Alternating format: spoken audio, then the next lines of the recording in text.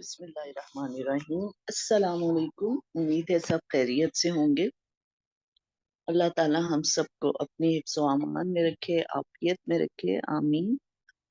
کل جو بات ختم ہوئی تھی اس آیت پہ ختم ہوئی تھی، ان اللہ مع الذین اتقوا والذین هم محسنون، یقیناً اللہ ان لوگوں کے ساتھ ہے جو تقوی کرتے ہیں اور جو احسان کرنے والے ہیں، محسن ہیں۔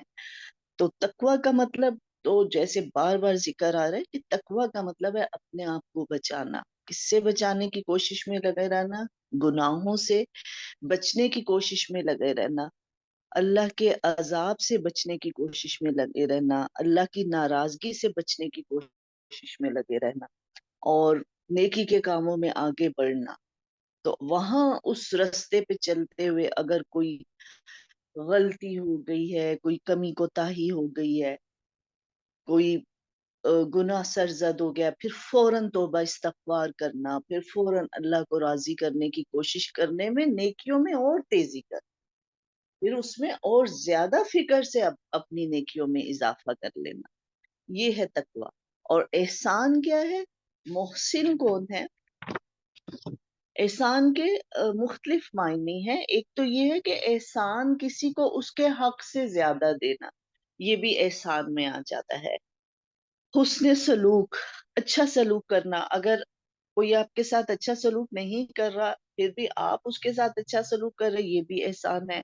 عفو درگزر، معاف کر دینا دوسرے کی غلطیوں کو، جیسے کیا حضرت یوسف علیہ السلام کے ساتھ ان کے بھائیوں نے کیا کیا، لیکن جب وہ ان کے پاس اختیار آ گیا اور بھائی سامنے اب شرمندہ کھڑے ہیں، تو پھر ان کو کچھ برا بھلا نہیں کہا، کوئی بات یاد نہیں دلائی، بلکہ کیا کہا تھا؟ لا تثریب علیکم اليوم، آج تم سے کوئی باز پرس نہیں کی جائے گی، کوئی کچھ نہیں کہا جائے گا۔ اسی طرح جب نبی صلی اللہ علیہ وآلہ وسلم مکہ کو فتح کرتے ہیں، تو اب مکہ وہ علاقہ ہے جہاں سے کس طرح مسلمانوں کو ظلم اور ستم سے، بے دردی سے نکالا گیا تھا۔ اس کے بعد پھر اپنے حقیقی چچا تھے ان کا قاتل سامنے کھڑا تھا، کس بری طرح انہوں نے ان کو شہید کیا تھا۔ تو اب یہ سب دشمن سامنے کھڑے ہیں، لیکن نبی صلی اللہ علیہ وآلہ وسلم فتح مکہ کے موقع پہ ایسے مکہ میں داخل ہوئے ہیں، مسجد حرام میں، کہ آپ کا جو سر مبارک تھا بالکل جھکا ہوا تھا، کہ جو ٹھوری ہے وہ بالکل سینے سے ٹکرا رہی تھی، بالکل عاجزی کے ساتھ داخل ہو رہے، اور کہا لا تثریب علیکم اليوم، آج تم سے کوئی باز پرس نہیں کی جائے گی، کسی کو برا بھلا نہیں کہا، معاف کر دیا۔ تو یہ بھی ایک احسان کے معنی میں آتا ہے۔ اس کے علاوہ احسان کیا ہے کہ حسن عمل اور نیت کا اخلاص، یعنی کہ ایک کام کو بہت ہی زیادہ خوبصورتی سے کرنا، بہت ہی اچھی نیت سے کرنا، یہ بھی احسان میں آ جاتا ہے۔ جیسے کہ حدیث میں آتا ہے کہ تم اللہ کی عبادت ایسے کرو کہ جیسے تم اللہ کو دیکھ رہے، اور اگر تم اللہ کو نہیں دیکھ رہے تو اللہ تو تمہیں دیکھ ہی رہا ہے نا۔ یعنی کہ جب ہم دیکھیں، ایک کام ہوتا ہے جو ہم اپنے لیے کر رہے ہوتے ہیں، اس میں ہم اتنا زیادہ ایفرٹ نہیں لگاتے، لیکن جب ہم کسی کے لیے کر رہے ہوتے ہیں، ہمیں پتا ہوتا ہے کسی مہمان نے آنا ہے، تو ہم کہتے ہیں کہ اب ہم بہت خوبصورت کام کریں، کوکنگ بھی بہت اچھی ہو، آج ہماری صفائی بھی بہت اچھی ہو۔ تو یہ جب ہم خالص اللہ کے لیے کام کریں گے، اللہ کی رضا کے لیے کریں گے، پھر اس میں احسان آ جائے گا، اس کو بہت خوبصورت طریقے سے کریں گے کہ اچھا اللہ تعالیٰ مجھے دیکھ رہے ہیں۔ تو اس طرح سے جو ہے یہ بھی احسان میں آ جاتا ہے۔ تو اللہ تعالیٰ ہم سب کو احسان کرنے والوں میں، تقوی کرنے والوں میں شامل فرمائے، کیونکہ اللہ تعالیٰ نے ایسے لوگوں کے ساتھ ہونے کا وعدہ کیا ہے، اس کو یقین دلایا، ان اللہ، بے شک یقیناً اللہ انہی لوگوں کے ساتھ ہے جو تقوی کر کے زندگی گزاریں گے، اور پھر وہ محسن ہوں گے، احسان کرنے والے ہوں۔ اللہ تعالیٰ ہمیں ان سب باتوں کی صحیح سمجھ عطا فرمائے، آمین۔ आगे हम पढ़ते हैं 15वां पारा है, नहमदुहु व नुसल्ली अला रसूलिहिल करीम, अम्मा बाद फ़अऊज़ु बिल्लाहि मिनश शैतानिर रजीम, बिस्मिल्लाहिर रहमानिर रहीम, रब्बिश्रह ली सदरी व यस्सिर ली अमरी वहलुल उक़दतम मिन लिसानी यफ़क़हू क़ौली। सूरत बनी इसराइल। बिस्मिल्लाहिर्रहमानिर्रहीम। सुब्हानल्लज़ी अस्रा बिअब्दिही लैलन मिनल मस्जिदिल हरामी इलल मस्जिदिल अक़सल्लज़ी बारकना हौलहू लिनुरियहू मिन आयातिना इन्नहू हुवस समीउल बसीर। सुब्हान सुब्हान अल्लाह। सबसे पहले तो हमें सुब्हान अल्लाह को समझना है। सूरत का आगाज किस नाम से हो रहा है, किस लफ्ज से हो रहा है? सुभान अल्लाह। और सुभान अल्लाह का एक मतलब हम करते हैं अल्लाह की जात पाक है। अब अल्लाह की जात किस चीज से पाक है, इस चीज को समझने की जरूरत है कि एक तो पाक का मतलब हम नीटनेस लेते हैं ना, सफाई को लेते हैं, और यकीनन अल्लाह ताला की जात सबसे पाक है। उसके बाद क्या है कि अल्लाह ताला की जात हर ऐब से पाक है, हर कमजोरी से पाक है, हर सुस्ती से, हर कमी से, हर कोताही से पाक है। कोई काम ऐसा नहीं है जो अल्लाह ताला के लिए मुश्किल या नामुमकिन।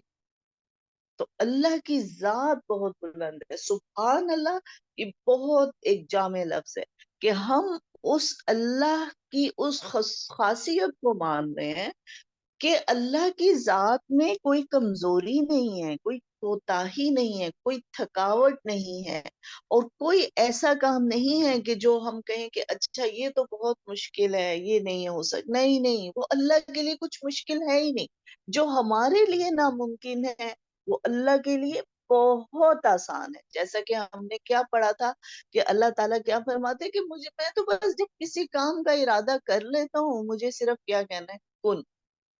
बस दो लफ्ज, कुन फयकून, बस वो हो जाता। अल्लाह के लिए इतना आसान कुछ भी करना।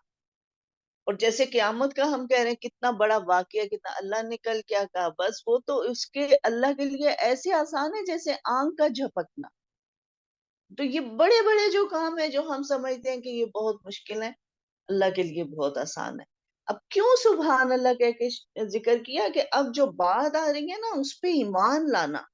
अब उस पे सवाल ये ना करना, ये मत सोचना कि ये कैसे हो जाता है, ये कैसे हो सकता है। सुभान अल्लाजी अस्रा बि अब्दिही लैलम मिनल मस्जिदिल हरामी इलल मस्जिदिल अक्सा। पाक है वो जात, वो अल्लाह ताला जो अपने बंदे को रात ही रात में मस्जिद हराम से मस्जिद अक्सा तक ले गया। और मस्जिद अक्सा जिसके आसपास हमने बरकत दे रखी है। और फिर किस लिए अल्लाह ताला इनको मस्जिद हराम से मस्जिद अक्सा लेकर गए? लिनुरियहु मिन आयातिना, ताकि हम अपनी निशानियां दिखाएं, अपनी कुदरत के नमूने दिखाएं। यकीनन अल्लाह ताला खूब सुनने वाला, खूब देखने वाला है। तो ये उस जो है असरा जो है वो रात को सफर करने को कहते हैं। और मस्जिद हराम से मस्जिद अक्सा तक का जो फासला है वो 40 रातों का फासला है। इसीलिए मस्जिद अक्सा कहा जाता है कि दूर की मस्जिद ना। तो अब इसरा के जो मायने थे वो रात को जाना, और फिर 40 रातों का, अब ये देखें उस जमाने में वो फासला था। और जब नबी सल्लल्लाहु अलैहि वसल्लम ने सुबह उठ के लोगों को ये बताया, अब काफिर तो मजाक उड़ाने लग गए। और हजरत अबू बकर सिद्दीक से ये क्या कहा कि अच्छा अब तो तुम्हारा दोस्त जो है वो एक नई बात कर रहा है कि अच्छा मैं तो रातों रात जो है वो मस्जिद अक्सा से और आसमानों की सैर करके आया हूँ। हजरत अबू बकर सिद्दीक ने कहा अगर वो कह रहे हैं तो बिल्कुल सच फरमा रहे हैं। और इस पर उन्हें सिद्दीक का लकब मिला कि बस नबी सल्लल्लाहु अलैहि वसल्लम की मुंह से जो बात निकली है वो सच है, हम मैंने उसको मान लिया है। अगर उन्होंने कहा तो ये बिल्कुल सच है। तो ये एक यहाँ पर असरा का जिक्र है, जो कि आप गए थे मस्जिद हराम से मस्जिद अक्सा।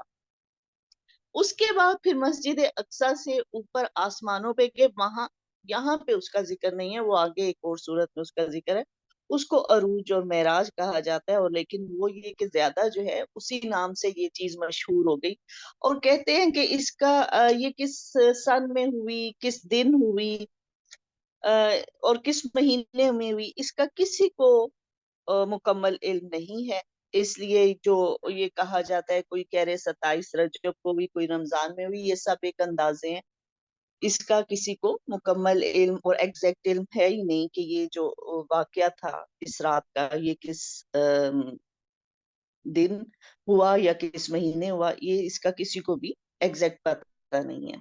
اچھا، برکت کیا دی ہوئی تھی اس علاقے کو کہ ایک تو وہ قدرتی حسن سے مالا مال ہے، اور وہاں پر نہروں کا بہترین نظام ہے، پھلوں کی کثرت ہے، اور انبیاء کا مسکن ہے، یعنی کہ بہت سے نبی جو ہیں وہ اس علاقے میں آئے تھے. وَآتَيْنَا مُوسَى الْكِتَابَ وجہ، اور پھر اس میں وہاں کہا تھا کہ مختلف آسمانوں پر انبیاء علیہ السلام سے ملاقاتیں ہوئی تھی. جب آپ مسجد اقصی پہنچے تو وہاں پر تمام نبیوں کی امامت آپ نے کروائی، نماز ادا ہوئی. یہاں پہنچنے کے بعد نبی صلی اللہ علیہ وآلہ وسلم نے تمام انبیاء کی امامت فرمائی. بیت المقدس سے پھر آپ کو آسمانوں پر لے جایا گیا. یہ اس سفر کا دوسرا حصہ ہے، لیکن وہ پھر اگلی صورت میں اس کا ذکر ہے. وَآتَيْنَا مُوسَى الْكِتَابَ وَجَعَلْنَاهُ هُدًى لِبَنِي إِسْرَائِيلَ أَلَّا تَتَّخِذُوا مِن دُونِي وَكِيلًا. ہم نے موسیٰ کو کتاب دی اور اسے بنی اسرائیل کے لیے ہدایت بنا دیا کہ تم میرے سوا کسی کو اپنا کارساز نہ بناؤ. اے ان لوگوں کی اولاد جنہیں ہم نے نوح کے ساتھ سفار کر دیا تھا، وہ ہمارا بہت ہی شکر گزار بندہ تھا. یعنی اب یہ پھر بنی اسرائیل کو خطاب کیا جا رہا ہے کہ وہ کیونکہ ان باتوں پہ مذاق اڑا رہے ہیں اور ایمان نہیں لے کر آ رہے، تو اللہ تعالیٰ فرما رہے ہیں کہ تم تو ان لوگوں کی اولاد ہو جو نوح علیہ السلام کے ساتھ، جو لوگ تھوڑے سے لوگ بچ گئے تھے، وہ نیک ترین لوگ تھے نا اس وقت کے، جو نوح علیہ السلام پر ایمان لے آئے تھے. تو نے کہا کہ تم ان کی اولاد ہو، تم شکر گزاری کرو، اللہ کی بات مانو. ہم نے بنو اسرائیل کے لیے ان کی کتاب میں صاف فیصلہ کر دیا تھا کہ تم زمین میں دوبارہ فساد برپا کرو گے اور تم بڑی زبردست زیادتیاں کرو گے. ان دونوں وعدوں میں سے پہلے کے آتے ہی ہم نے تمہارے مقابلے پر اپنے بندے بھیج دیے جو بڑے ہی لڑاکے تھے، بس وہ تمہارے گھروں کے اندر تک پھیل گئے، اور اللہ کا یہ وعدہ پورا ہونا ہی تھا. پھر ہم نے ان پر تمہارا غلبہ دے کر تمہارے دن پھیرے اور مال اور اولاد سے تمہاری مدد کی اور تمہیں بڑے جتھے والا بنا دیا. اگر تم نے اچھے کام کیے ہوتے تو خود اپنے ہی فائدے کے لیے کیے، اور اگر تم برائیاں کی ہیں تو تم نے اپنے ہی لیے کی ہیں. اور جب دوسرے وعدے کا وقت آیا تو پھر وہ تمہارے چہرے بگاڑ دیں گے اور پہلی دفعہ کی طرح پھر اسی مسجد میں گھس جائیں گے. جس جس چیز پر وہ قابو پائیں گے توڑ پھوڑ کر جڑ سے اکھاڑ دیں گے. تو یہ یہودیوں پر جو ہے مختلف تاریخ بتاتی ہے کہ وقت میں بہت زیادہ ظلم ہوئے، کیونکہ ان کے بہت زیادہ نافرمانی کرتے تھے، اور پھر اللہ تعالیٰ نے انہیں ایسے بندے ان پر مسلط کر دیے تھے کہ جنہوں نے انہیں بے دریغ قتل کیا.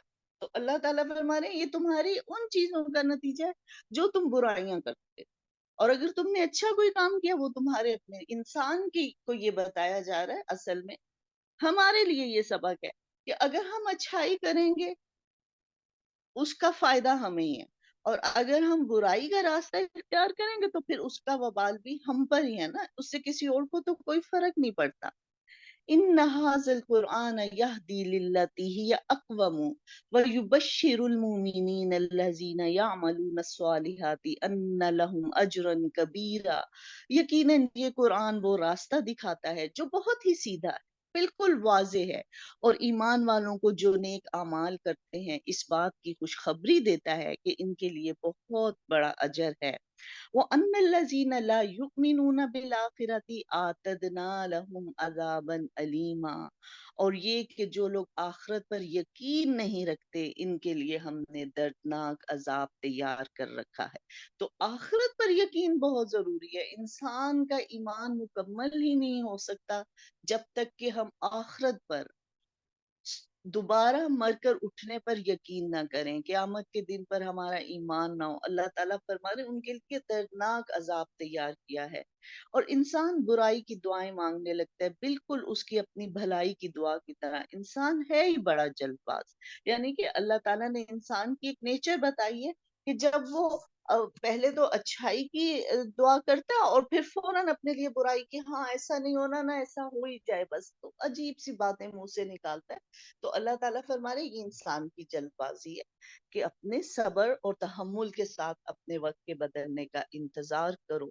ہم نے ہر انسان کی برائی اور بھلائی کو اس کے گلے لگا دیا، اور بروز قیامت ہم اس کے سامنے اس کا نامہ اعمال نکال لیں گے جسے وہ اپنے اوپر کھلا ہوا پا لے گا. اقرا کتابک کفا بنفسک اليوم علیک حسیبا، لے خود ہی اپنی کتاب پڑھ لے، آج تو تیرا نفس ہی تیرا حساب لینے کے لیے کافی ہے. تو اللہ تعالیٰ کیا فرمائیں گے کہ بس سب کے جو اعمال نامے اس دن سب کے سامنے کھل جائیں گے، اور ہر انسان جان لے گا، ہر انسان خود ہی جان لے گا کہ وہ کیا کیا غلطیاں کر کے آیا، اس سے کہاں کہاں غلطی ہو گئی، کہاں کہاں کوتاہی ہو گئی. بس جو راہ راست حاصل کر لے وہ خود اپنے ہی بھلے کے لیے راہ یافتہ ہے، اور جو بھٹک جائے اس کا بوجھ اسی کے اوپر ہے. کوئی بوجھ والا کسی اور کا بوجھ اپنے اوپر نہ لا دے گا. اور ہماری سنت نہیں کہ رسول بھیجنے سے پہلے ہی عذاب کرنے لگے. یعنی کہ جب کہا جاتا تھا کہ اچھا عذاب اس طرح قوموں پہ آیا تو کہتے تھے نبی صلی اللہ علیہ وسلم کو کہ اچھا پھر عذاب لا کے دکھائیں. آپ صلی اللہ علیہ وسلم سے اللہ تعالیٰ فرما رہے ہیں کہ ہمارا کسی بستی کو کوئی ہلاک کرنے کا ارادہ نہیں ہے جب تک کہ وہاں پر رسول اپنا کام مکمل نہ کرے. اور جب ہم کسی بستی کو ہلاک کرنے کا ارادہ کر لیتے ہیں تو وہاں کے خوشحال لوگوں کو حکم دیتے ہیں کہ وہ اس بستی میں کھلی نافرمانی کرنے لگے. پھر ان پر عذاب کی بات ثابت ہو جاتی ہے. تو جس کا ارادہ صرف اس جلدی ملنے والی دنیا کا ہی ہے، اسے ہم یہاں جس قدر جس کے لیے چاہیں سردست دیتے ہیں، بالآخر اس کے لیے ہم جہنم مقرر کر دیتے ہیں جہاں وہ برے حالوں میں دھتکارا ہوا پڑا رہے گا. تو یہاں پر پھر اسی بات کو دہرایا گیا ہے. کیا ہمیں دعا سکھائی گئی؟ ربنا آتنا فی الدنیا حسنۃ وفی الآخرۃ حسنۃ وقنا عذاب النار، کہ دنیا اور آخرت دونوں کی بھلائی کی کوشش بھی کرو اور اس کو مانگو بھی اللہ سے. اور اگر صرف جو دنیا چاہے گا اسی اور آخرت کو بھول جائے گا نا، اس کا مطلب ہے اس کا آخرت پر ایمان ہی نہیں ہے، بس وہ اپنی دنیا کو سنوارنے میں لگا ہوا ہے اور اسی کی کامیابیوں کے لیے کوشش کر رہا ہے. تو اللہ کہہ رہے ہیں پھر اس کو تو یہی سب کچھ مل جائے گا اور جہنم میں اس کا پھر ٹھکانہ ہوگا. اور جس کا ارادہ آخرت کا ہے اور جیسی کوشش اس کے لیے ہونی چاہیے وہ کرتا بھی ہو، وہ با ایمان بھی ہو، بس یہی لوگ ہیں جن کی کوشش کی قدر اللہ کے ہاں ہوگی. اور ہر ایک کو ہم پہنچائے جاتے ہیں انہیں بھی اور انہیں بھی تیرے پروردگار کے انعامات میں سے. تیرے پروردگار کی بخشش رکی ہوئی نہیں. یعنی اللہ پر کوئی ایمان لاتا ہے کوئی ایمان نہیں لاتا، اللہ تعالیٰ کی نعمتیں اور فضل دنیا میں سب کے لیے، لیکن آخرت میں کیا ہوگا یہ مسلمانوں کے لیے خاص ہو جائیں گی.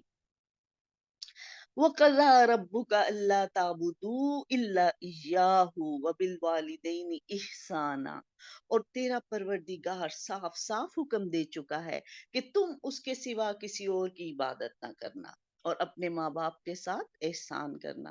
تو دوبارہ ایک دفعہ پھر اسی طرح اللہ نے بالکل اسی سٹائل میں جہاں اپنی عبادت کا حکم دیا کہ یہ ایک جو ہے کنفرم فیصلہ ہو چکا ہے کہ ایک تو کیا تم نے کرنا ہے، اللہ کے سوا کسی کی عبادت نہیں کرنی. اور ساتھ ہی پھر بار بار آ رہا ہے، پہلے بھی اسی طرح آیا پھر آ گیا کہ اپنے والدین کے ساتھ احسان کرو. اچھا اب والدین کے ساتھ احسان، احسان کو ہم نے بہت اچھی طرح کے ساتھ ڈیفائن کر لیا ہے کہ احسان کیا ہے. اچھے طریقے سے اس کام کو کرنا، نیک نیتی سے کرنا، پھر حق سے زیادہ دینا کسی کو. اس احسان کا طریقہ اللہ تعالیٰ نے خود ہی ہمیں بتا دیا کہ جہاں ہاں ہم نفلی صدقات کا ذکر کر رہے وہاں جب خرچ کرنے کے بارے میں ہے کہ جب بھی اللہ کی راہ میں خرچ کرو تو سب سے پہلے ماں باپ کا آیا، اور پھر زکوٰۃ جو ہے وہ ماں باپ پہ خرچ نہیں ہوتی. نفلی صدقات کی بات، زکوٰۃ تو فرض صدقہ ہے نا، تو وہ تو اس کا ایک الگ ہم نے پڑھے تھے احکام کہ وہ کس کس کو دی جا سکتی ہے. اچھا ایک تو خرچ جب کرنا ہے ان پہ کرنا ہے، اس کے بعد کس طریقے کے ساتھ احسان ہوگا؟ اگر تیری موجودگی میں ان میں سے ایک یا دو دونوں بڑھاپے کو پہنچ جائیں تو ان کے آگے اف تک نہ کہنا، نہ انہیں ڈانٹ ڈپٹ کرنا بلکہ ان کے ساتھ ادب اور احترام سے بات کرنا. تو کیا کہا جا رہا ہے؟ اب یہ احسان کا طریقہ بتایا جا رہا ہے کہ ایک تو جب خرچ کرو سب سے پہلے ماں باپ پہ خرچ کرو. پھر کیا کہا کہ اگر وہ بڑھاپے کو پہنچ جاتے، ظاہر ہے ایک انسان کے جب ایج زیادہ ہوتی ہے، کچھ بیماری کچھ کمزوری آ جاتی ہے، سم ٹائمز اس کو بات اتنی جلدی سمجھ نہیں آتی، تو بس اف بھی نہ کرنا. اف یہ دو لفظ ہے نا، تو اس کا مطلب ہے کہ کچھ بھی نہ کہو ان کو. یہ مطلب ہے کہ ان کو کچھ کہنا ہی نہیں ہے، ان کو ڈانٹنا نہیں ہے، ادب اور احترام کے ساتھ ان سے بات کرو. وَخْفِضْ لَهُمَا جَنَاحَ الذُّلِّ مِنَ الرَّحْمَةِ، اور عاجزی اور محبت کے ساتھ ان کے سامنے تواضع کے ساتھ اپنے بازو پست رکھو. وَقُلْ رَبِّ ارْحَمْهُمَا كَمَا رَبَّيَانِي صَغِيرًا، اور ان کے لیے دعا کرتے رہنا کہ اے میرے پروردگار ان پر ویسا ہی رحم کر جیسا انہوں نے میرے بچپن میں میری پرورش کی تھی. تو اسی سے اب ہم اندازہ لگا لیں کہ ماں باپ کس طرح اولاد کی پرورش کرتا ہے. انسان کا بچہ کہتے ہیں سب سے زیادہ بے بس ہوتا ہے جب وہ پیدا ہوتا ہے. نہ وہ اپنی خوراک کے لیے خود کچھ کر سکتا ہے، نہ اپنے آپ کو سردی گرمی سے بچا سکتا ہے، نہ اپنی صفائی کا. تو کیسے ماں باپ ہر چیز کا اس کا خیال رکھتے ہیں، اور اس کے بعد پھر جیسے جیسے وہ بڑا ہوتا ہے اس کو ہر ٹھوکر سے ہر چوٹ سے بچانے کی کوشش میں لگے رہتے ہیں. اس کے بعد سردی آ گئی ہے، گرمی آ گئی ہے، کوئی بیماری آ گئی ہے، پھر اس کے علاج میں لگ جاتے ہیں. اب پڑھائی کا معاملہ آ گیا ہے، اب تربیت کا معاملہ آ گیا. ہر ماں باپ اپنی استطاعت کے مطابق یہی کوشش کرتے ہیں کہ ہم اپنے بچے کی بہترین تربیت کریں، اس کو بہترین اسکول میں داخل کروائیں، اس کو اچھے دوستوں کا ساتھ دیں، اس کے دوست کیسے ہیں اس کی بھی فکر ہمیں رہتی ہے. پھر جیسے بڑا ہو رہا ہے، اچھا یہ اچھی پڑھائی کر لے، کامیاب ہو جائے. جب پڑھائی ہو گئی اب اس کو اچھی جاب مل جائے، اب اس کی شادی اچھی جگہ ہو جائے، اچھے سے اچھے کی اپنے ماں باپ کو کوشش میں لگے رہتے ہیں. تو کیا اللہ تعالیٰ سے ہم دعا کریں؟ اللہ نے ہمیں یہ بات سکھائی ہے، رب ارحمہما کما ربیانی صغیرا، اے میرے رب ان دونوں پر اس طرح رحم فرما جیسے انہوں نے بچپن میں مجھے پالا تھا. تو اب یہ دعا اتنی جامع ہے کہ اگر ماں باپ فوت ہو گئے ان کو بھی رحم کی ضرورت ہے، بہت دعاؤں کی ضرورت ہے. ان کے لیے تو اب ہم کچھ کر ہی نہیں نہ سکتے. جو زندہ ہے ان کے لیے تو آپ چلیں خدمت بھی کریں گے، ان کے پاؤں بھی دبائیں، ان سے آتے جاتے حال بھی پوچھیں، ان کو پیار بھی کریں. آپ صلی اللہ علیہ وسلم نے فرمایا 3 چیزیں ایسی ہیں جن کو دیکھنا بھی سنت ہے اور اس پہ ثواب ہے. اس میں ہے ایک والدین، کہ اگر والدین کو آپ دیکھ ہی لیں اور کوئی ان کی خدمت نہیں کرے مگر ان کو پیار سے عزت سے دیکھیں، اس میں بھی اللہ تعالیٰ آپ کے لیے ثواب لکھ دیں گے. تو پھر ان کے ساتھ خوب پیار کریں، ان کو آتے جاتے ان کا حال پوچھیں، اور اس کے بعد پھر ان کو جو ضرورتیں ہیں ان کی وہ پوری کرنا. کوئی ان کو خوراک کی ضرورت ہے، کوئی خاص چیز کھانے کو دل چاہ رہا ہے، کوئی دوائی کی ضرورت ہے، کوئی کپڑوں کی ضرورت ہے، پیسوں کی ضرورت ہے، ان ضرورتوں کا خیال رکھنا. وہ تو سب پھر جو زندہ ہیں ان کے لیے ہو رہا ہے. ٹھیک ہے، اب جو فوت ہو گئے ہیں کہتے ہیں کہ جو انسان فوت ہو جاتا ہے وہ دعاؤں کا ایسے محتاج ہے جیسے زندہ انسان کھانے پینے، اور وہ انتظار کر رہا ہوتا ہے کہ کوئی ہمارے لیے دعا کرے گا. تو اب ان کے لیے تو دعائیں ہیں نا جو چلے گی، بہت دعا. اب جو زندہ ہے ان کے لیے بھی رب ارحمہما کما ربیانی صغیرا، جو فوت ہو گئے ہیں ان کے لیے بھی رب ارحمہما کما ربیانی صغیرا.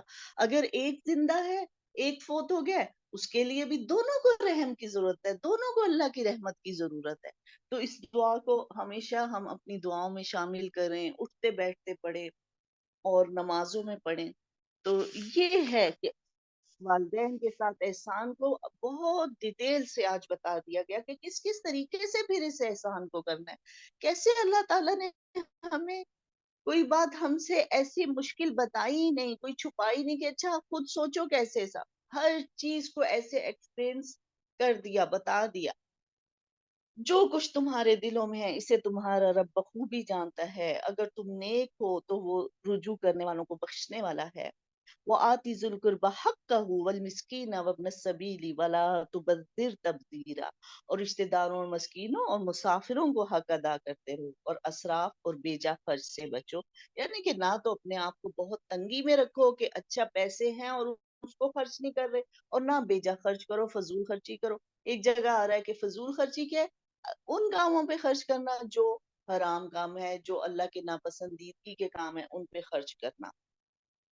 بیجا خرچ کرنے والے شیطانوں کے بھائی ہیں، اور شیطان اپنے پروردگار کا بڑا ہی ناشکرا ہے۔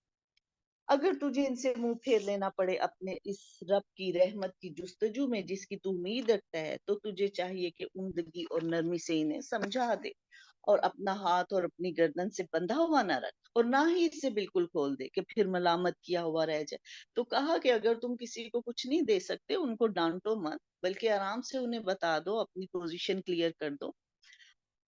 یقیناً تمہارا رب جس کے لیے چاہے روزی کشادہ کر دیتا ہے اور جس کے لیے چاہے تنگ کرتا ہے، یقیناً وہ اپنے بندوں سے باخبر اور خوب دیکھنے والا ہے۔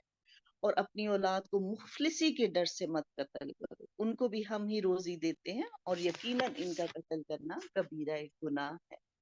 خبردار زنا کے قریب بھی نہ پھٹکنا، کیونکہ وہ بڑی بے حیائی اور بہت ہی بری راہ ہے۔ اور کسی جان کو جس کا مارنا اللہ نے حرام کر دیا، ہرگز نہ قتل نہ کرنا۔ اور جو شخص مظلوم ہونے کی صورت میں مار ڈالا جائے، ہم نے اس کے وارث کو طاقت دے رکھی ہے، بس اسے چاہیے کہ مار ڈالنے میں زیادتی نہ کرے، یعنی کہ وہ اپنا بدلہ لے سکتا ہے لیکن پھر اس میں زیادتی نہیں کرنی۔ اور یتیم کے مال کے قریب بھی نہ جاؤ، بجز اس کے کہ وہ بہتر ہو، یہاں تک کہ وہ اپنی بلوغت کو پہنچ جائے، اور وعدے پورے کرو، کیونکہ قول و قرار کی بھی باز پرس ہونے والی ہے۔ تو جو بات کہی جا رہی ہے، جو وعدہ کر رہے ہو، خیال سے کرو کہ تم اس کو کر بھی سکو گے کہ نہیں۔ یہ نہیں کہ اچھا آج تو ایموشنل ہو کر بڑے بڑے دعوے کر لیے، وعدے کر لیے، اور جب کرنے کا ٹائم آیا تو آپ کچھ ہو نہیں رہا، تو یہ تو پھر باز پرس ہوگی، پوچھا جائے گا۔ اور جب ناپنے لگو تو بھرپور پیمانے سے ناپو اور سیدھی ترازو سے تولا کرو، یہی بہتر اور انجام کے لحاظ سے بہت ہی اچھا ہے۔ جس بات کی تمہیں خبر ہی نہیں، اس کے پیچھے مت پڑو، کیونکہ کان اور آنکھ اور دل ان میں سے ہر ایک سے پوچھ گچھ ہونے والی ہے۔ تو جس بات کی خبر نہیں ہے، جو تمہارے فائدے کی نہیں، اس کی ٹو میں مت پڑو۔ جس کا فائدہ ہی تمہیں کچھ نہیں ہے، بس ٹو میں کہ ہاں پتہ چل جائے کہ کون آیا، کب آیا، کہاں گیا ہے، نہیں، ان باتوں کو چھوڑ دو، اعراض کر لو، اللہ کی راہ میں لگ جاؤ، بس پھر دیکھیں یہ چھوٹی چھوٹی جو وہ چیزیں ہیں نا، خود بخود انسان کی ختم ہو جاتی ہیں۔ اور زمین میں اکڑ کر نہ چلو، کہ نہ تو تم زمین کو پھاڑ سکتے ہو اور نہ لمبائی میں پہاڑوں کو پہنچ سکتے ہو، یعنی کہ عاجزی اختیار کرو، اکڑ کے مت چلو، زمین پہ پاؤں مار کے نہ چلو، تم کیا اس کا بگاڑ سکتے ہو، زمین کو تو تم نہیں پھاڑ سکتے، نہ جتنا مرضی اکڑ جاؤ پہاڑوں کی برابری نہیں تم کر سکتے۔ تو ایک مسلمان کا کیا طریقہ ہے کہ وہ عاجزی کے ساتھ چلتا ہے۔ اور آگے ایک جگہ آ رہا ہے کہ اللہ کے رحمان کے خاص بندے وہ ہیں جب زمین پہ چلتے ہیں عاجزی کے ساتھ چلتے ہیں۔ ان سب کاموں کی برائی تیرے رب کے نزدیک بہت ناپسند ہے۔ تو یہ بہت ہی اس میں ہمارے لیے سیکھنے کی باتیں ہیں، ان کو ہم بار بار پڑھیں۔ اور سورت بنی اسرائیل وہ سورت ہے جو نبی صلی اللہ علیہ وآلہ وسلم تہجد کے وقت اٹھ کے پڑھا کرتے تھے۔ تو اللہ تعالیٰ ہمیں جب بھی توفیق دے تہجد کے لیے اٹھنے کی، ہم بھی سورت کی ضرور تلاوت کیا کریں۔ اور بہت ہی خوبصورت سورت ہے، اس کی تلاوت کرنے میں اتنا ایک لطف ہے، اس کا بیان اتنا خوبصورت ہے، اور اس کو آپ سنیں تو آپ کو اندازہ ہوگا کہ واقعی بہت ہی خوبصورت صورت ہے، بہت خوبصورت بیان ہے۔ زمین پر ساتوں آسمان اور زمین میں جو بھی کچھ ہے وہ اللہ ہی کی تسبیح بیان کر رہے ہیں۔ ایسی کوئی چیز نہیں جو اسے پاکیزگی اور تعریف کے ساتھ یاد نہ کرتی ہو۔ ہاں یہ صحیح ہے کہ تم اس کی تسبیح کو سمجھتے نہیں ہو۔ تو اللہ تعالیٰ نے کیا فرمایا کہ زمین اور آسمان کی ہر چیز اس کی تسبیح بیان کر رہی ہے نا۔ اچھا کیا آتا ہے ایک جگہ، مثلا حضرت داؤد علیہ السلام کے بارے میں آتا ہے کہ ہم نے پہاڑوں کو داؤد علیہ السلام کے تابع کر دیا تھا، بس وہ شام کو اور صبح کو اس کے ساتھ اللہ کی تسبیح بیان کرتے تھے۔ اسی طرح بعض پتھروں کے بارے میں اللہ تعالیٰ نے سورۃ البقرہ میں ارشاد فرمایا، بعض اللہ تعالیٰ کے ڈر سے گر پڑتے ہیں۔ بعض صحابہ بیان کرتے رسول اللہ صلی اللہ علیہ وآلہ وسلم کے ساتھ ہم کھانا کھا رہے تھے کہ انہوں نے کھانے سے تسبیح کی آواز سنی۔ اور ایک اور حدیث سے ثابت ہے کہ چیونٹیاں اللہ کی تسبیح کرتی ہیں۔ اسی طرح جس تنے کے ساتھ ٹیک لگا کر رسول اللہ صلی اللہ علیہ وآلہ وسلم خطبہ ارشاد فرمایا کرتے تھے، जब लकड़ी का मंबर बन गया और इसे आप सल्लल्लाहु अलैहि वसल्लम ने छोड़ दिया तो बच्चे की तरह इससे रोने की आवाज आ रही। तो ये सब जो है वो नबी सल्लल्लाहु अलैहि वसल्लम पर कुछ चीजें अया हुई थी, लेकिन हमारे लिए अल्लाह ने क्या कहा कि सब तस्बीह बयान कर रहे हैं, जमीन और आसमान की हर चीज तस्बीह बयान करी, लेकिन तुम्हें इनका शऊर नहीं है, हमें उसका कोई इल्म नहीं दिया गया। और इनके दिलों पर हमने पर्दे डाल दिए हैं कि वो इसे समझे, और इनके कानों में बोझ। और जब तू सिर्फ अल्लाह ही का जिक्र इसकी तौहीद के साथ इस कुरान में करता है तो वो रूगर्दानी करते और पीठ फेर कर भाग जाते हैं। जिस गर्ज से ये लोग इन आयतों को सुनते हम खूब आगाह हैं, जब ये आपकी तरफ कान लगाए होते हैं। बस देखे आपके लिए क्या क्या मिसालें बयान करते हैं। और उन्होंने कहा, जब हम हड्डियां होकर रेजा रेजा हो जाएंगे तो क्या दोबारा पैदा किए जाएंगे?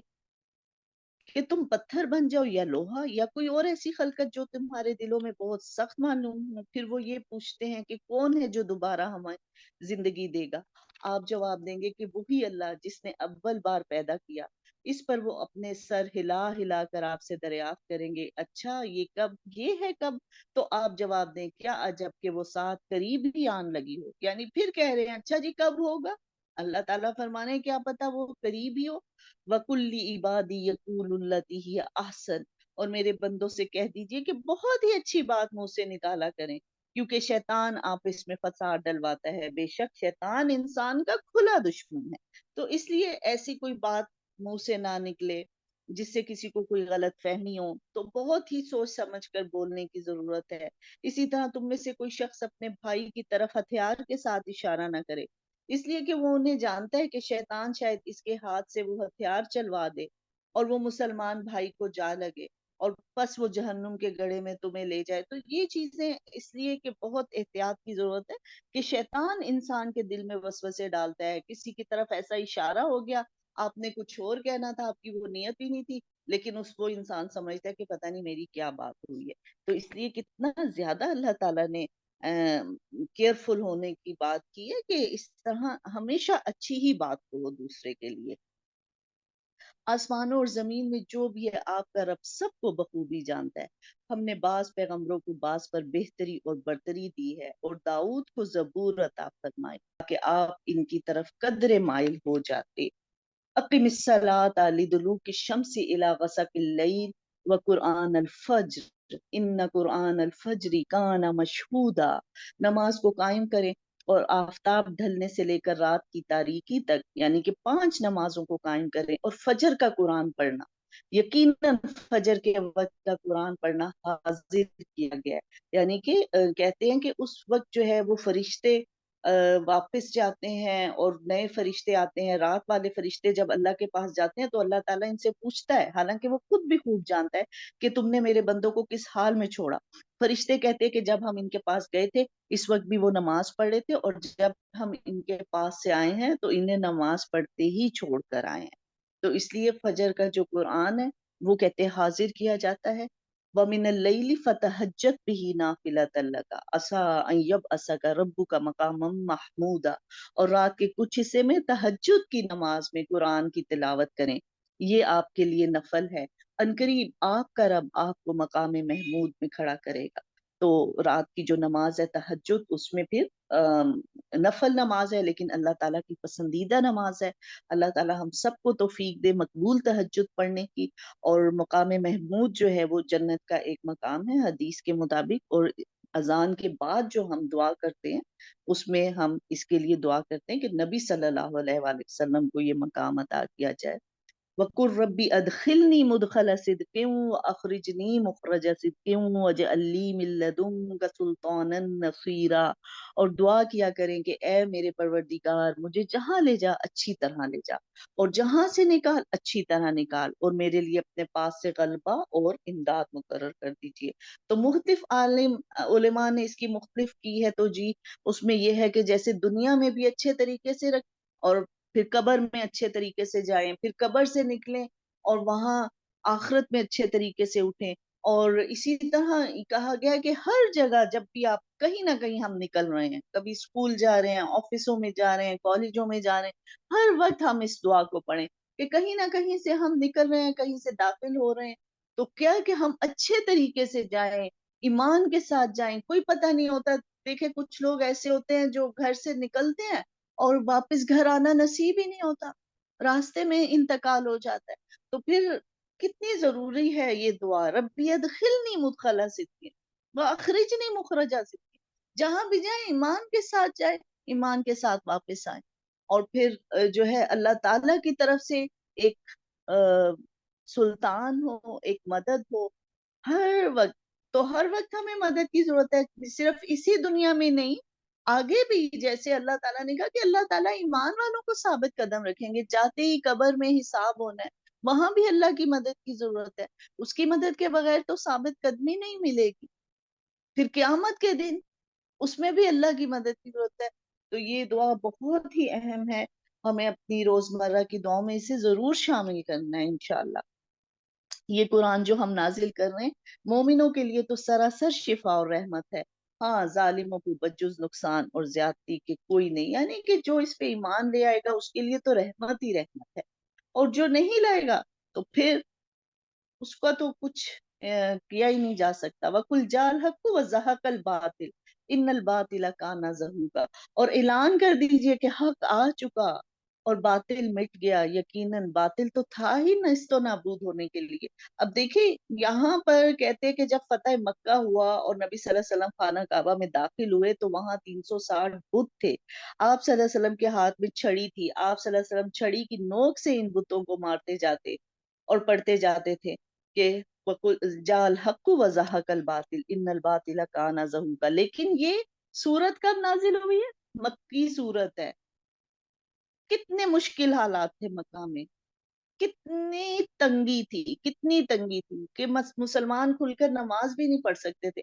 اس وقت یہ خوشخبری دی جا رہی ہے وَقُلْ جَاءَ الْحَقُّ وَزَهَقَ الْبَاطِلُ إِنَّ الْبَاطِلَ كَانَ زَهُوقًا. اگر اس پر ایمان نہ ہوتا تو آپ صلی اللہ علیہ وسلم کہتے یہ کیا، کہاں گیا باطل، کہاں حق آیا ہے؟ لوگ تو مجھے مار رہے ہیں، میرے ساتھیوں کو مار رہے ہیں. نہیں، پھر انہوں نے کیسے صبر کیا، پھر اس راہ میں جو تکلیفیں آئیں ان سب کو برداشت کیا، پھر ہجرت کی. پھر ہجرت کر کے بھی 8ویں ہجری میں یعنی کہ ہجرت کے 8ویں سال میں مکہ فتح ہوا، اور پھر وہ کر رہے ہیں یہ کہ جب بتوں کو مار رہے ہیں تو یہ دعا پڑھیں. تو بہت انتظار کرنا پڑتا ہے بھلائی کے لیے. تو اللہ تعالیٰ صبر دے، اس معاملے میں بھی بہت صبر کی ضرورت ہے، ثابت قدمی کی ضرورت ہے. وَيَسْأَلُونَكَ عَنِ الرُّوحِ. اور وہ آپ سے روح کے متعلق سوال کرتے ہیں. کل روح من امر رب. آپ جواب دے دیجئے کہ روح میرے رب کے حکم سے ہے اور تمہیں اس کا بہت کم علم دیا گیا. بس صاف بات بتا دی. ہمیں پتہ نہیں کس نے بتا دیا کہ جمعرات کو روحیں آتی ہیں، اللہ تو بس اتنا ہی بتا رہے ہیں ہمیں. اگر ان سے پوچھا ہے کہ روح کیا ہے، آپ نے فرمایا روح بس اتنا کہو، روح میرے رب کے حکم سے آتی ہے اور تمہیں اس کا بہت کم علم. بس اتنی سی بات، اس کے علاوہ کوئی بات ہی نہیں کی. کس لیے نہیں کی؟ اس میں ہمارا کوئی فائدہ ہی نہیں ہوگا، اس لیے اللہ تعالیٰ نے ہمیں اس کا زیادہ علم ہی نہیں دیا. تو پھر ہم اب چھوڑ دیں ان چیزوں کو کہ اچھا یہ جمعراتوں کو آتی ہے اور پتہ نہیں کب جاتی ہیں. الا رحمت من ربک ان فضلہ کان علیک کبیرا. سوائے آپ کے رب کی رحمت کے یقیناً آپ پر اس کا بڑا ہی فضل ہے. ہم نے تو اس قرآن میں لوگوں کو سمجھنے کے لیے ہر طرح سے تمام مثالیں بیان کر دی، مگر اکثر لوگ ان سے باز نہیں آتے. کہ اللہ تعالیٰ فرما رہے ہیں کہ میں نے تو اس قرآن میں کھول کھول کے آیتیں بتا دی ہیں، پھر بھی یہ کہاں سے بھٹک جاتے ہیں. کہہ دیجئے کہ اگر بالفرض تم میرے رب کی رحمتوں کے خزانوں کے مالک بن جاتے تو تم اس وقت بھی اس کے خرچ ہو جانے کے خوف سے اس کو روکتے رکھتے، اور انسان ہے ہی بڑا تنگ دل. اچھا ہم کیا کہتے ہیں وہ ابھی ہمارے پاس زیادہ پیسہ ہوگا ہم زیادہ خرچ کریں گے. اللہ تعالیٰ فرما رہے ہیں اگر تمہیں میں اپنی ساری خزانوں کا مالک بھی بنا دوں نا تب بھی تم اس میں سے خرچ نہیں کرو گے، اس وقت بھی ڈرو گے خرچ کرتے ہوئے، کیونکہ انسان ہے ہی بڑا تنگ. جب بھی خرچ کرنے لگتا ہے اس کو پہلا ہی خوف کیا ہوتا ہے، ہو یہ تو میرے پیسے کم ہو جائیں گے، پیسے خرچ ہو جائیں گے. تو اللہ تعالیٰ ہمیں بخل سے بچائے، اللہ ہمیں دل کھول کے اس کی راہ میں خرچ کرنے کی توفیق عطا فرمائے. بہت ہی خوبصورت سورت ہے سورت بنی اسرائیل. اس کو ضرور پڑھیں، ضرور سمجھیں اس کو، اور اس میں ہمارے سمجھنے کی، سیکھنے کی بہت زیادہ باتیں ہیں. اللہ ہمیں توفیق عطا فرمائے. بسم اللہ الرحمن الرحیم. سورۃ الکہف. अल्हम्दुलिल्लाहिल्लज़ी अंज़ला अला अब्दिहिल किताबा वलम यजल लहू इवजा। तमाम तारीफें उसी अल्लाह के लिए हैं जिसने अपने बंदे पर ये कुरान उतारा और उसमें कोई कसर बाकी ना छोड़ी। यानी कि कैसे अल्लाह ताला ने हर हर बात की तफसील बयान कर दी। तो इस पे भी अल्हम्दुलिल्लाह, अल्लाह का शुक्र, तमाम शुक्र, तमाम तारीफ किस लिए हो रही है कि उसने कुरान नाजिल कर दिया अपने बंदे पर। सबसे बड़ी शुक्र की बात, सबसे बड़ी तारीफ की बात, सबसे बड़ा ऑनर इंसान को क्या मिला कि अल्लाह ने अपनी किताब हमें दे दी है। काश कि हमें इसकी समझ आ जाए और हम इसकी कदर करें कि ये है सबसे बड़ी नेमत। उस पे शुक्र अदा किया जा रहा है, उस पर तारीफ की जा रही है। और फिर सूरतुल कहफ है, तो यहाँ पर फिर कहफ के जो मायने हैं वो गार के हैं। और उसमें कुछ नौजवानों का जिक्र है जो बहुत डिटेल से मैं नहीं पढ़ सकूंगी, लेकिन ये था कि चंद नौजवान थे और उस वक्त ऐसा माहौल था कि बहुत ज्यादा बहस होती थी कि कौन है जो मरने के बाद दोबारा उठाया जाएगा। ऐसा कभी हो सकता है? एक बंदा बिल्कुल उसकी हड्डियां भी सड़ गई हैं, बोसीदा हो गई हैं, अब दोबारा कौन उठाएगा? तो इस तरह से फिर अल्लाह ताला जो है उस जमाने में फिर मौजज़ात दिखाते थे। अब वो कुछ नौजवान थे जो ईमान ले आए थे और एलीट क्लास के बच्चे थे वो, लेकिन वो ईमान लेकर आ गए और लोग उनके दुश्मन हो गए। अब उन्हें समझ ना आए कि हम अपने ईमान की कैसे हिफाजत करें, लोग तो उनके दुश्मन बन गए थे।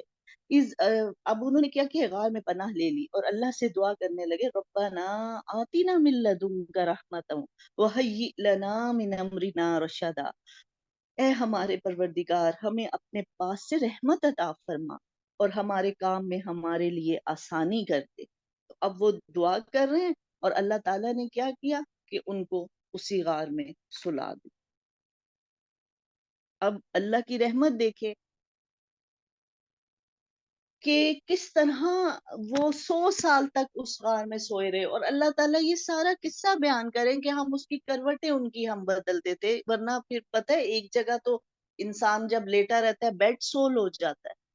तो अल्लाह ने कैसे अपनी रहमत उन पर रखी थी, उन्होंने दुआ की थी, रब्बना आतिना मिन लदुनका रहमा।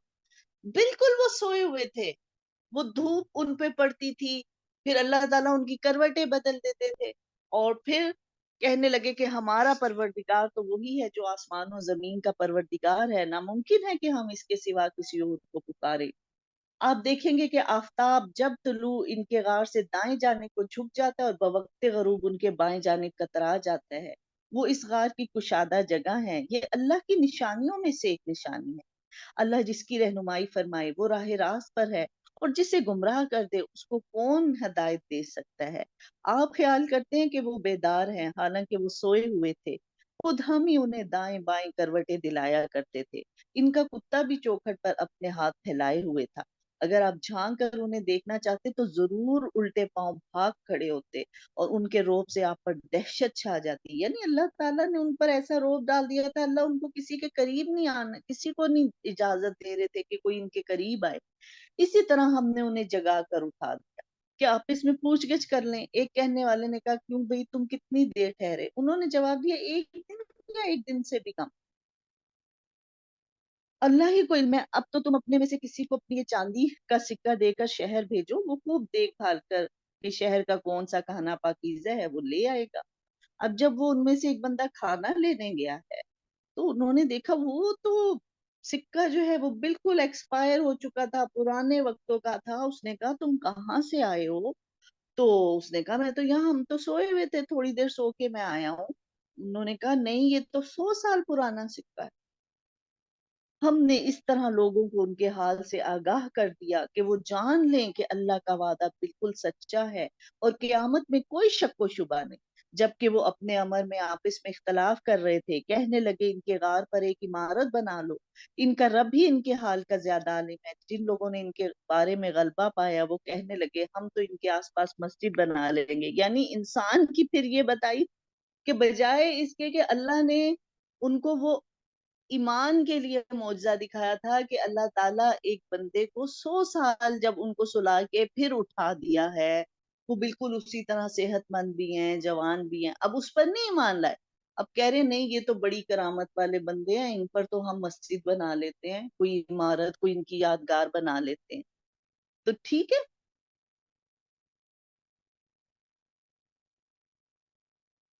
کچھ لوگ تو کہیں گے اصحاب کہف تین تھے اور چوتھا ان کا کتا تھا۔ یعنی اب اللہ تعالیٰ کیا انسان کی بتا رہے ہیں سائیکالوجی، کہ بس اب یہ ان بحثوں میں پڑے رہیں گے، اور جو اس کے ساتھ جو سبق حاصل کرنا ہے اس وقت واقعے سے، وہ نہیں یہ حاصل کریں گے۔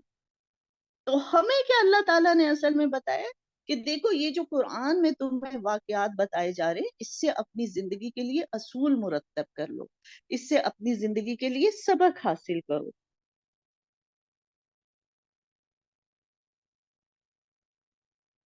اچھا، یہ مجھے کسی نے ایک انفارمیشن دی ہے کہ بلکہ 100 سال سے بھی زیادہ وہ شاید سوئے رہے تھے، شاید 309 یا 300 سال، بہرحال جو بھی ہے واللہ عالم۔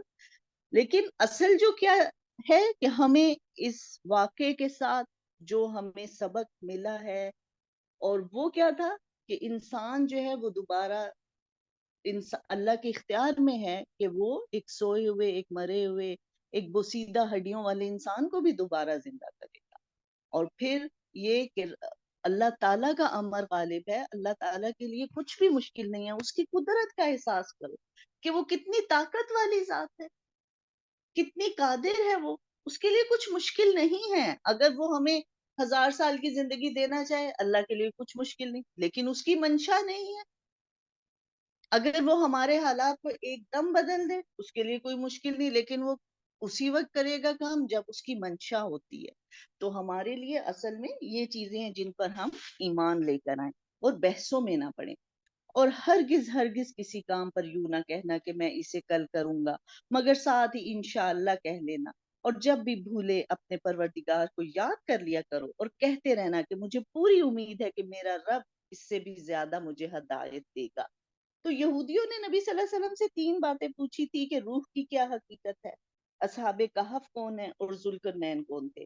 یہی سوالات اس سورت کے نزول کا سبب بنے۔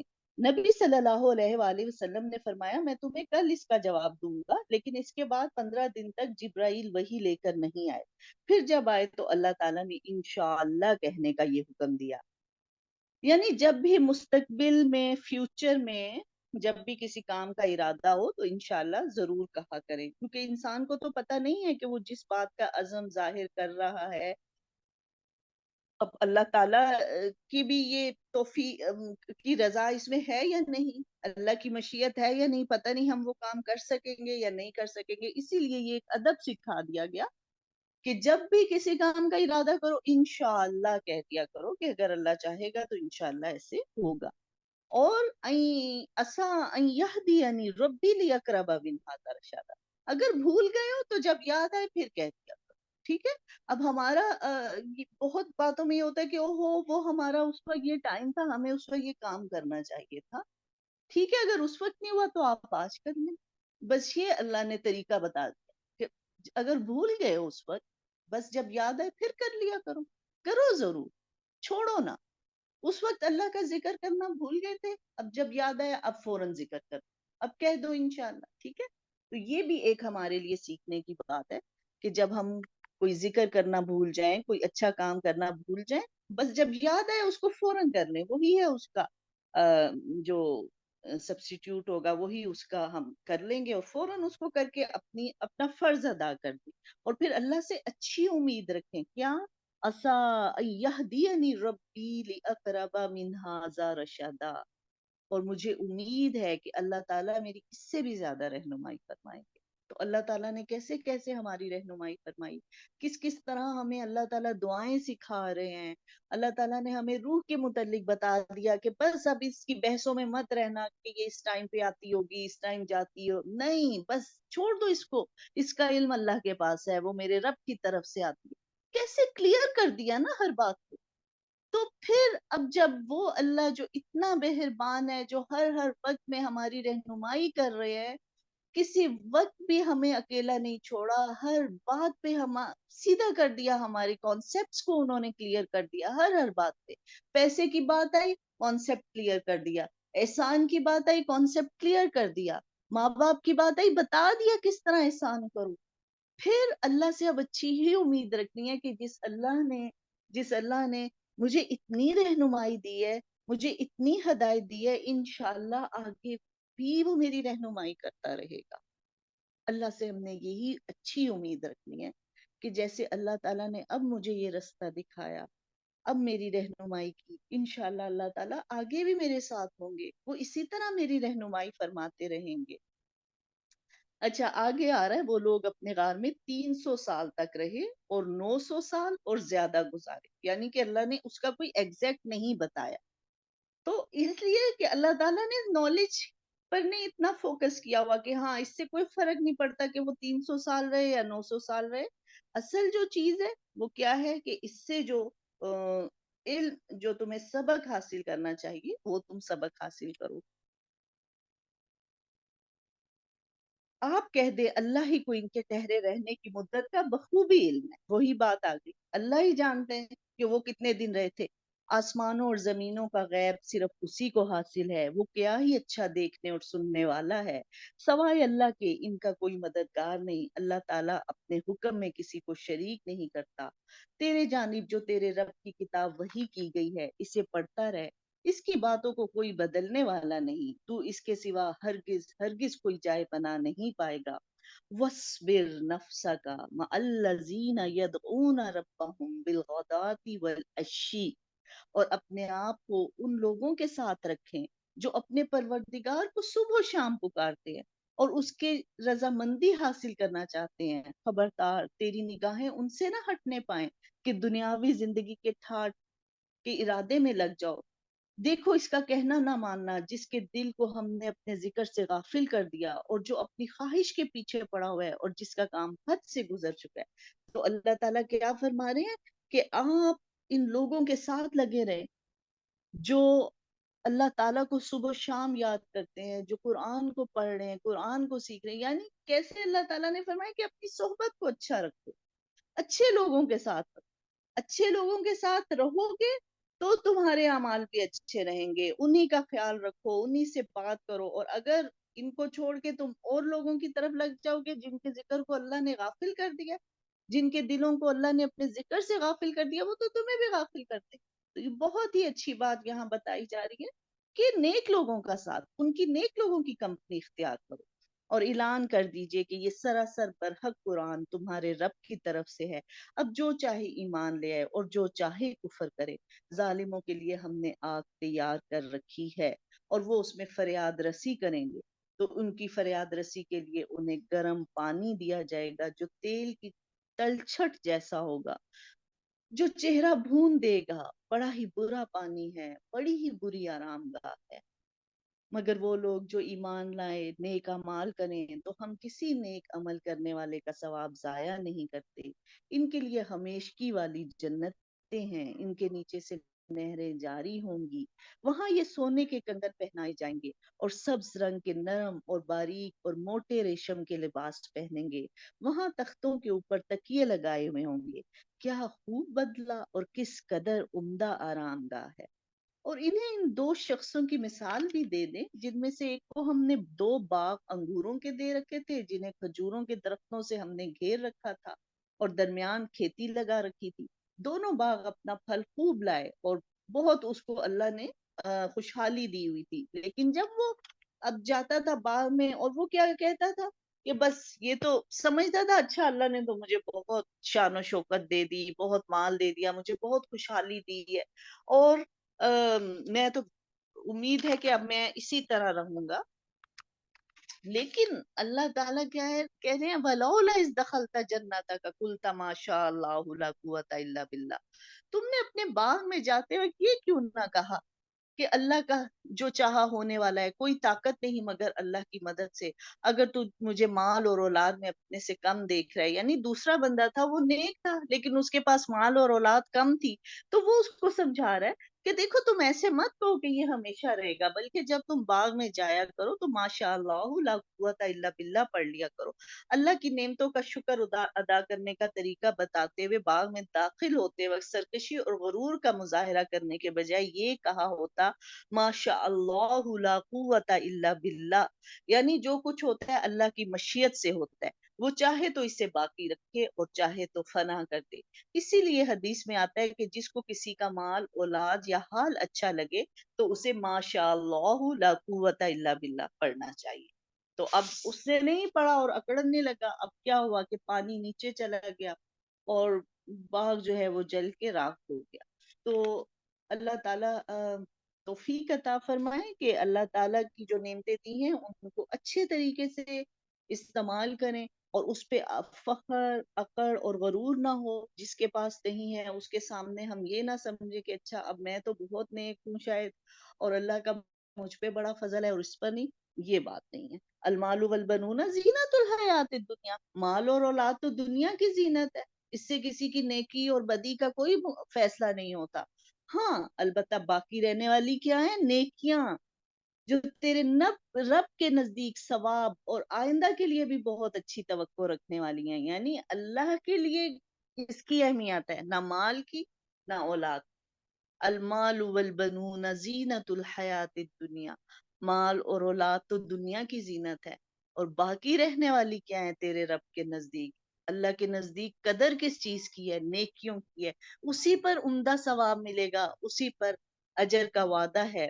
اور جس دن ہم پہاڑوں کو چلائیں گے اور زمین کو، تو دیکھے گا کہ صاف اور کھلی ہوئی ہو جائے گی، اور تمام لوگوں کو ہم اکٹھا کریں گے، ان میں سے ایک کو بھی نہ چھوڑیں گے۔ یعنی کہ آدم سے لے کر آخری دن تک جتنے بھی انسان ہوں گے وہ سب اٹھا کر کھڑے کیے جائیں گے۔ ایسے نہیں ہوگا کہ اچھا کوئی بندہ رہ ہی گیا ہے، وہ یاد ہی نہیں رہا اس کو اٹھانا، نہیں، ایسا نہیں ہوگا۔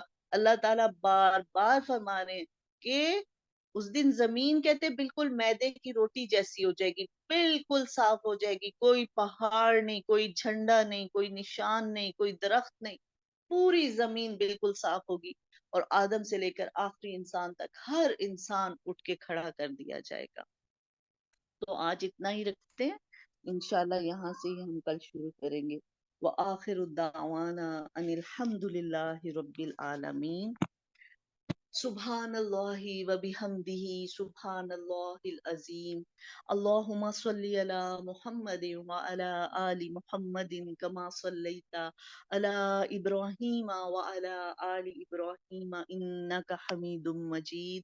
اللہم بارک علی محمد وعلی آل محمد کما بارکت علی ابراہیم وعلی آل ابراہیم انک حمید مجید۔ ربنا آتنا فی الدنیا حسنۃ وفی الآخرۃ حسنۃ وقنا عذاب النار۔